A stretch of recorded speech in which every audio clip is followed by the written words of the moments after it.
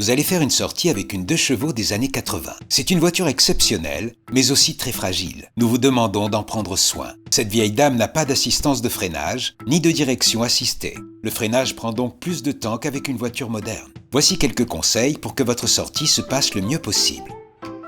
Il faut utiliser la petite clé pour fermer les portières avant, ainsi que le coffre arrière. Pour ouvrir, il suffit de tourner la clé un demi-tour. Attention en entrant dans la voiture de ne pas rester accroché à la petite serrure sur la portière. Pour démarrer à froid, il faut tirer le starter juste d'un petit centimètre, appuyer un peu sur l'accélérateur en tournant la clé, éteindre le starter après environ 2 km. Pour démarrer à chaud, il faut tourner la clé, ne pas utiliser le starter, appuyer à fond sur l'accélérateur jusqu'à ce que le moteur démarre, ceci peut prendre jusqu'à 10 secondes. Voici le frein à main.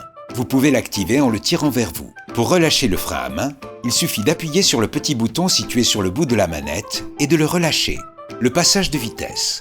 Pour passer la première, vous devez tourner le manche de vitesse vers la gauche et le tirer vers vous. Attention, ne jamais passer la première vitesse en roulant. Pour passer la seconde, vous poussez tout droit depuis le point mort. Pour la troisième, il faut tirer le manche droit vers vous. Vous roulez à 60 km/h ou plus. Il faut passer la quatrième vitesse. Tirez le manche vers la droite et le poussez vers l'avant. Pour la marche arrière, poussez le manche vers la gauche et puis le poussez vers l'avant.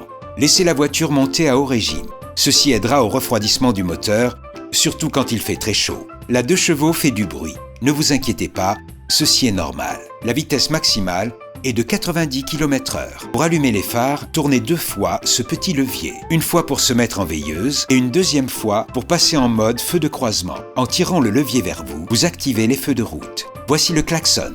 N'oubliez pas d'éteindre les phares quand vous garez la 2 chevaux.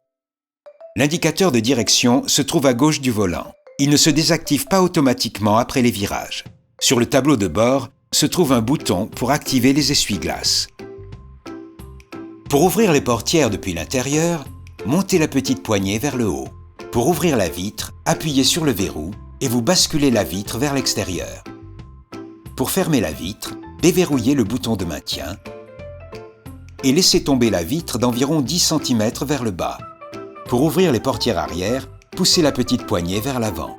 Pour décapoter la 2 chevaux, vous devez tout d'abord détacher les 2 crochets métalliques. Poussez la capote vers le haut. Dégagez les tenons du montant et ramenez le cadre vers le pare-brise. Roulez la capote vers l'arrière, maintenez la capote avec les sangles à bouton pression. Les sangles doivent passer sous la barre. Pour refermer la capote, appliquez la même procédure, mais en sens inverse. Faites toujours le plein d'essence avec de l'Euro sans plomb 98. Le contenu du réservoir est de 20 litres, ce qui vous permet de rouler environ 250 km.